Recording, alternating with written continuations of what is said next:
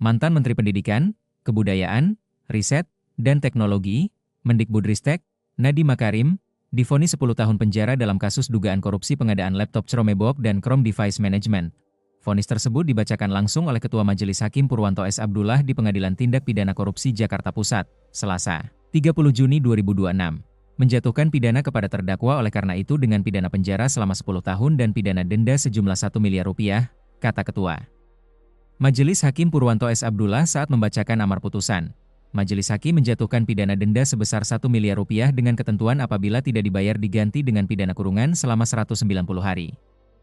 Selain itu, Majelis Hakim juga menjatuhkan pidana tambahan kepada Nadiem berupa kewajiban membayar uang pengganti sebesar 809 miliar rupiah subsidiar 5 tahun penjara.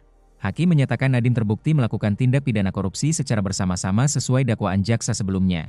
Selain itu, Hakim juga mengatakan hal yang memberatkan Nadiem antara lain perbuatannya dilakukan dengan terencana, sehingga mengakibatkan kerugian negara hingga keadaan ekonomi Nadiem yang berkecukupan sehingga tak ada alasan dorongan ekonomi.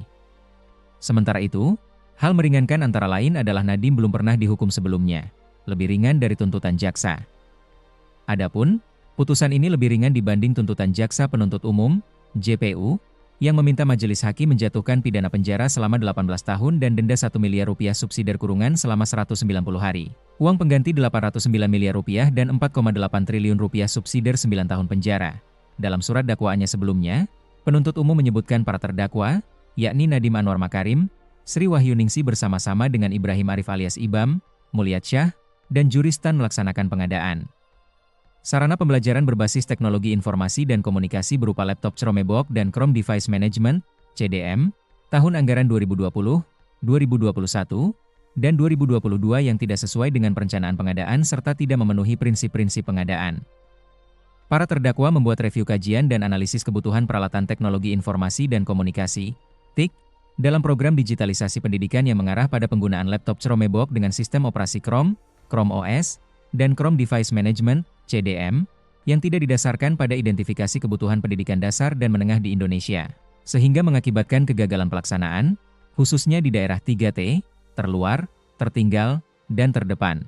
Selain itu, perbuatan para terdakwa menyusun harga satuan dan alokasi anggaran tahun anggaran 2020 di Direktorat Sekolah Dasar tanpa dilengkapi survei dan data dukung yang dapat dipertanggungjawabkan dalam penganggaran pengadaan TIK berupa laptop Chromebook dengan sistem operasi Chrome, Chrome OS, dan Chrome Device Management, CDM. Yang kemudian dijadikan acuan dalam penyusunan harga satuan dan alokasi anggaran pada tahun anggaran 2021 dan 2022. Kemudian melakukan pengadaan laptop Chromebook di Kementerian Pendidikan dan Kebudayaan melalui e-katalog maupun aplikasi Sistem Informasi Pengadaan Sekolah, SIPLAH, pada tahun anggaran 2020, 2021, dan 2022 di Direktorat Sekolah Dasar tanpa melalui evaluasi harga serta tidak didukung referensi harga yang memadai.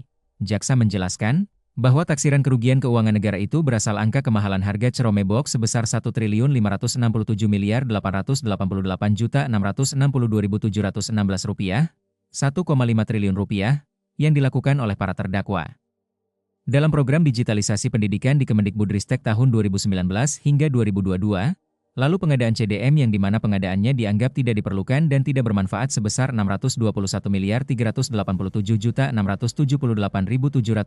rupiah, 621 miliar rupiah.